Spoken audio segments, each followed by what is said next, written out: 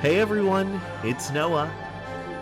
Today we're headed to New York City to see 6 shows for under $500. I'm going to give you all the details you need to know about this trip and some tips for getting hot tickets. Come with me to the theater in New York City for a Broadway week-long marathon.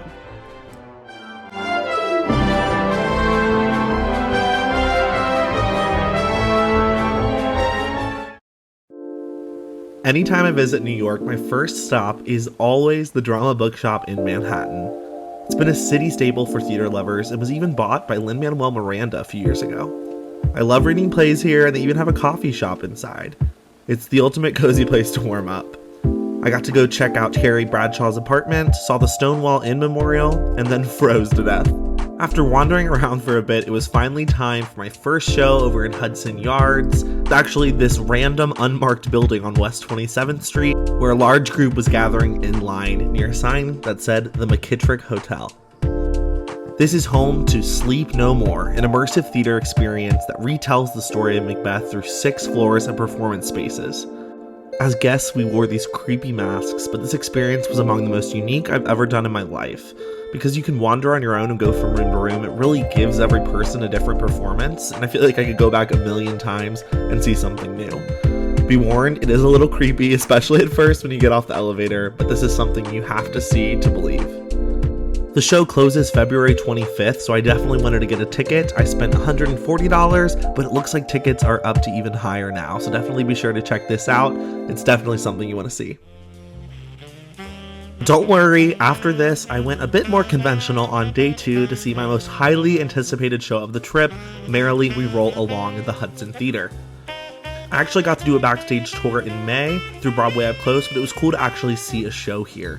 Especially this show, the notorious flop of Sondheim's career that's been given new life through a gleaming production starring Jonathan Groff, Lindsay Mendez, and Daniel Radcliffe. My friend Aubrey and I were so relieved all 3 would be in, and they have absolutely amazing chemistry. Plus, this score is so lush and bittersweet. The story's told in reverse chronological order, so you end the show seeing when 3 friends first meet, having already seen their whole lives. It's so nostalgic and sad, but so bittersweet. This production is not one you want to miss, and lucky for you, it did just get extended to July 7th. This was definitely my biggest splurge of the trip and something that's still on my credit card bill. I spent $159 for an upper left balcony seat, and I could see just about everything except the orchestra on the roof of the set piece. Now, there are tons of ways to see this and not pay that much, such as the daily lotteries or day of box office tickets, but as an out-of-towner, I knew this was one I had to see.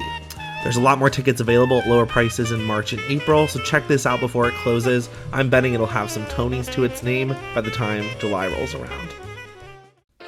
Okay everyone, it's Wednesday morning, and I just got the best bagel of my life with my friend and host Sammy before heading to my second Sondheim show in 24 hours.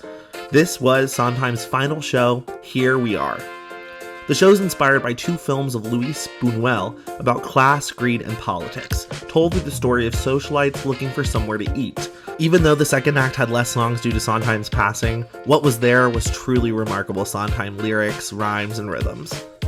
And I have to say, Tracy Bennett and Dennis O'Hare vacuuming the stage before it began was hilarious. The show was full of stars from Rachel Bay Jones to Amber Gray, to Stephen Pascal, and Michaela Diamond. The show has a lot of fun surprises in the second act, and was my first introduction to The Shed, a customizable performance space in Hudson Yards. This show may not make it to Broadway, but I was definitely happy to get to see Sondheim's final work on the stage and hear the songs myself. I bought my ticket for the last row for $87 on Today Tix, but luckily got upgraded to the 4th row just before the show began, which means there's plenty of empty seats and tickets available. The show ends its run on January 21st and is truly a special theater experience that's as absurd as it is inspiring. Definitely check it out, especially if you're a Sondheim fan.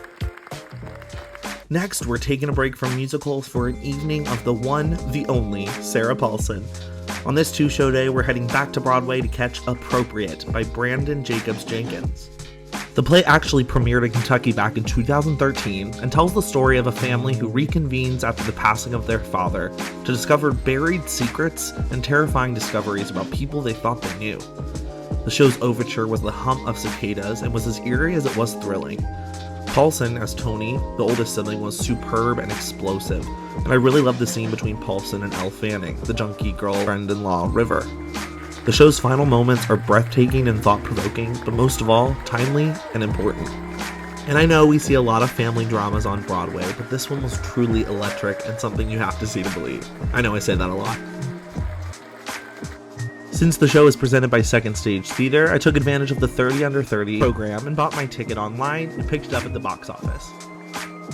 Run to check this out before it closes March 3rd. I See a Tony with Sarah Paulson's name on it. And if you thought Wednesdays were the only possible 2-show days, I raise you the rare Thursday matinee as we head to show number 5, Harmony, a New Musical. With a score by Barry Manilow, this show tells the story of the Comedian Harmonists, a comic and musical troupe during World War II.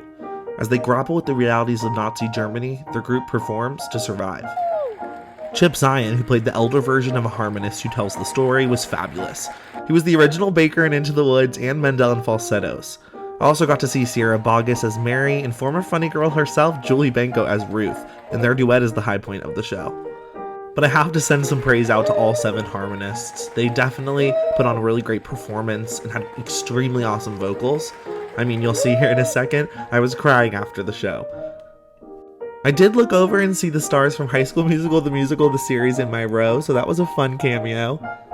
I purchased my tickets on Harmony's website for $69 for the final row, but I'm certain there are lots of discounts available now, from Today Tix to TDF. While the show wasn't quite as refined as the others, I enjoyed the heart of the show and the beautiful music and performances. With 5 shows down, it was time for my final show of the trip, Gutenberg the Musical. My lovely sister Abby got me these tickets as a Christmas gift, and it was the perfect night. This musical stars Broadway favorites Andrew Rannells and Josh Gad, and tells the story of them pitching a musical about the eponymous inventor of the printing press, their way. It's hilarious and simple, and for fans of these two, it is a fun night at the theater.